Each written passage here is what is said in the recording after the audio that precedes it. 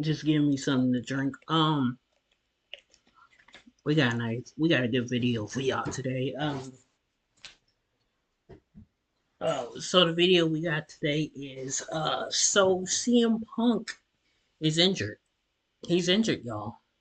I know, right? We about ready to get into it, so let's switch over to the live scene. Here we go. And we're here. So let's get right into it. We got this video right here for y'all. TurboTax Free Edition. Roughly 37% of taxpayers qualify. Form 1040 and limited credits only. See how at turbotax.com. That's me!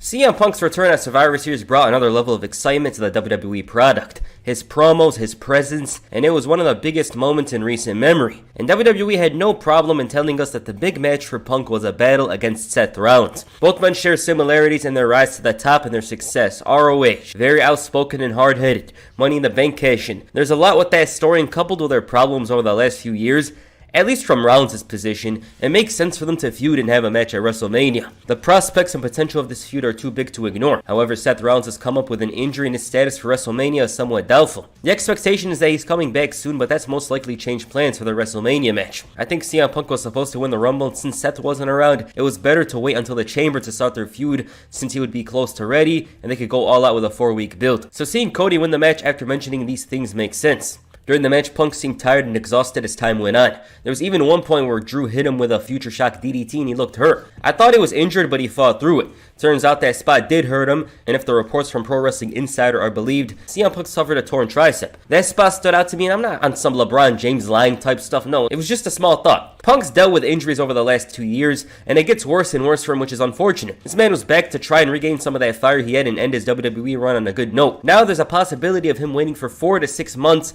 possibly to return. It poses the question of, is Punk done? Can his body handle another injury? Because he definitely has the passion for it. He has the heart, but maybe he's at a point where his body is telling him that it's over. That's a tough thought in itself and makes you wonder, how do these wrestlers and sports players go through these tough rehabilitation processes without losing that passion and interest? Especially when it comes to somebody like CM Punk. It's a struggle to get back, let alone get back to that level you had previously. His status for WrestleMania is doubtful and a spot on the card is already big, but Punk was most likely going to main event the first night of the show, which makes things worse. WWE though has options if the Second City Saint can't make it to the big event. Gunther. The ring general has left a path of destruction upon his debut on the main roster. He's turned the Intercontinental Championship into a coveted title, a title that's considered sacred for the first time in several years. What I like about Gunther is that he's a wrestler that fits in almost every era. He holds himself to a high standard and has the strong combination of discipline and consistency. He has that final boss element to him, which a lot of people are interested in seeing on the main roster. He's done very well for himself and is the best wrestler in WWE right now. Why should he face Seth Rollins? He has that credibility built in over the last year. Seth Rollins' story of having him destroy himself over the last few months needs a conclusion.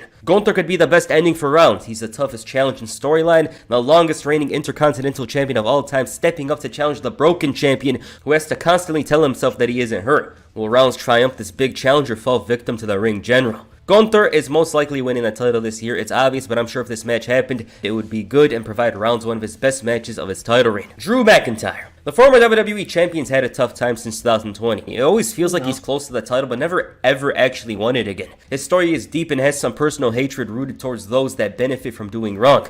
In Drew's mind, he isn't wrong for feeling the way he does. The only problem with this match, though, is that it doesn't feel like a big WrestleMania match, and the reason why is they just faced off a couple of weeks ago. So Drew is most likely not in the match unless it's a triple threat or a fatal four-way. Sami Zayn.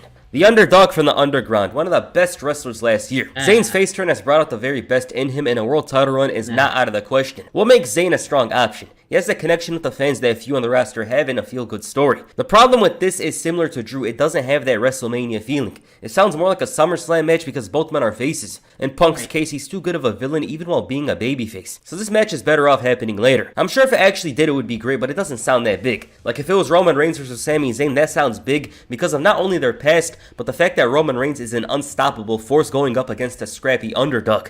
There's other talent on the roster such as Damian Priest or Finn Balor, but I doubt they're getting a title match. Balor does have the story with Rollins, but the fans wouldn't really care, especially for a WrestleMania match. Priest even more so probably. You could do a fatal four-way with those four men, you know, Seth Rollins, Gunther, Drew McIntyre, and Sami Zayn, triple threat combination, whatever. But no matter what they do, none of those matches are going to feel as big as CM Punk versus Seth Rollins. There is a wild card. They're not going to do it, obviously, but I want to mention Jey Uso. He doesn't have a better chance of going there. I just wanted to mention him as a name. He has a lot of fan support, is a fresh challenger in the grand scheme of things. I know he challenged a few months ago, but I consider him fresh because of his new singles push recently. I think it would be a cool story, but it's too soon. Other than that, yeah, those are the guys that could face Seth Rollins at WrestleMania. They're not going to randomly bring in Randy Orton or Kevin Owens from SmackDown. At least that's what I think. The night one main event is probably going to be Rhea Ripley versus Becky Lynch if this is the case. Or maybe even Bayley versus Io Sky. We'll see. But yeah, those are the challengers that could take Punk's spot if he can't make it to WrestleMania. I wish him the best, because injuries are never a good thing. They're always tough to recover from. They hurt you mentally. We've seen that a lot with wrestlers and sports players. It hurts them a lot mentally, and it's tough for them to overcome their problems. So yeah. Alright, what do you guys think is going to face Seth Rollins at WrestleMania? Please comment down below, and that's it for this video. Make sure you hit the GTS on the like button, and perhaps the curb stomp on the subscribe button. Peace. I'm out. Want to know? Okay. That video was surprisingly not as long as I thought it would be. I thought it'd be like a 10-minute video. We roughly got like 4 or 5 minutes out of it. But it is what it is, and that's all it's gonna be.